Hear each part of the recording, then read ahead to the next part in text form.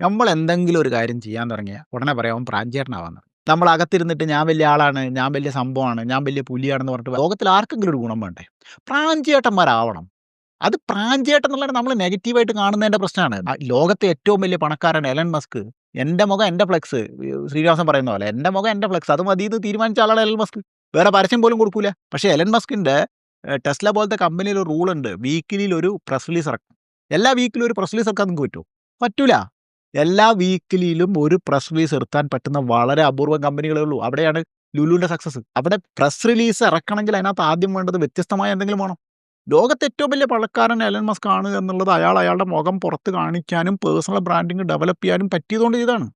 അതന്നെയല്ലേ കേരളത്തിലെ അവസ്ഥ. യൂസഫ് അലി അല്ലേ കേരളത്തിലെ ഏറ്റവും വലിയ പണക്കാരൻ. യൂസഫ് അലിയുടെ പ്രൊമോഷൻ എത്ര സ്ട്രോങ്ങാ. നല്ല രസമായിട്ടാണ് ചെയ്യുന്നത്. വളരെ സിസ്റ്റമാറ്റിക് ആയിട്ടാണ് ചെയ്യുന്നത്. ഒരു തെറ്റുമില്ല. നല്ല കാര്യം പുള്ളി ചെയ്യുന്നുള്ളൂ. യൂസഫ് അലി നല്ല കാര്യം നല്ല രീതിയിൽ ചെയ്യുകയും നല്ല രീതിയിൽ പറയുകയും ചെയ്യുന്നുണ്ട്. അത് നമ്മൾ അക്സെപ്റ്റ് ചെയ്യണം. നമ്മൾ നമ്മളെക്കുറിച്ച് പറഞ്ഞില്ലേ വേറെ ആരും പറയൂല.